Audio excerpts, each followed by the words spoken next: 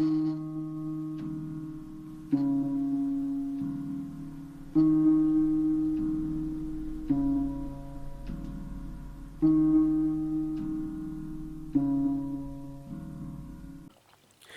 guys, what's going on? Jeremy Alien Smith here.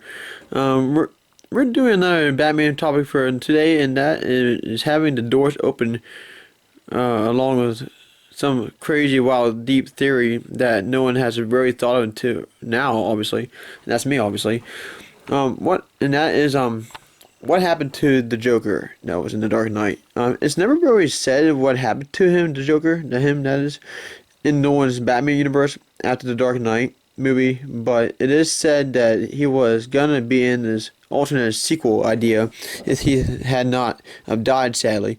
But did had ideas on what could have happened to him after and that is he escaped, and that is my theory that he did escape before or after Rises. The reason why I say that is because at the end of the Dark Knight movie, Batman and Gordon wanted to cover up the whole entire Joker thing from happening, sort of thing, as if like it never even happened, sort of thing, by having Batman taking the blame for everything that that the Joker caused.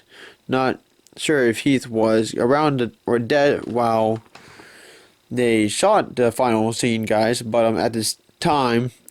But it is pretty interesting because I also heard Nolan's original plans was to get Dent on the Batman White Knight good side, the good side technically, and not have been corrupted by the Joker the way he was.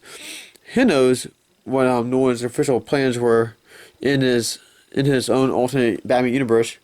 But it did give me a momentary pause between James Jr. character, because he was another one that disappeared, right? I had an idea that his son, Commissioner Gordon's son, right? That he wanted to be in his own Batman somewhere else, possibly as his own legacy for the man who has saved him from all those years, from Dent, and especially the Joker, because he manipulates Harvey Dent, which Batman and Gordon kind of technically knew, right?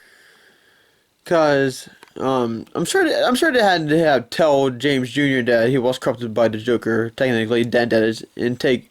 So this is my idea that James Jr. would go on and do his own vigilantism and justice in his own hands somewhere else outside of Gotham, all growing up at this point, because the Dark Knight storyline after the second movie takes place 8 years later, exact real life incident between Heath Ledger's demise, and James Gordon would be almost 40 grown up around the time before the third movie would come, because he was originally only 9 years old at the time, almost exact same year as I was, because I was only 8 years old and he was born 1998. I was born 1999.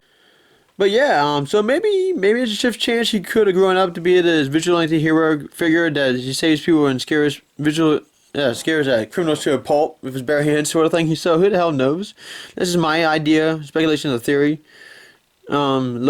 And he would do it at outside location, like outside of Gotham, obviously, and watch over the Joker if he really wanted to go after that man that was technically responsible for him to be traumatized as a kid, right? And especially he wreaked havoc against Gotham and would later separate his family, right? Inspired the others like Bane to possibly traumatize the city as well.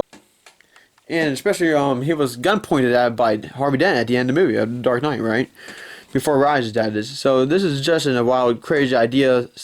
Says about me, pretty interesting theory about what cannot be ignored, and is why we haven't seen the Joker or Gordon's family, or especially his son. Most importantly, I have a feeling that the Joker did escape, and James Jr. would go on his own voyage on hunting down the Joker that almost indirectly got him, almost killed almost, from Dent in all those years. But yeah, who knows, guys? But this is just my crazy Batman theory idea. I hope you guys don't like it. I'll tell you guys what you guys think of it. It's just in this Batman saga did leave imaginations wonder. It cannot be ignored. But I hope you guys, like I said, like my video theory idea of the Dark Knight trilogy, and tell me what you think of it. I'll see you guys next time. Peace out.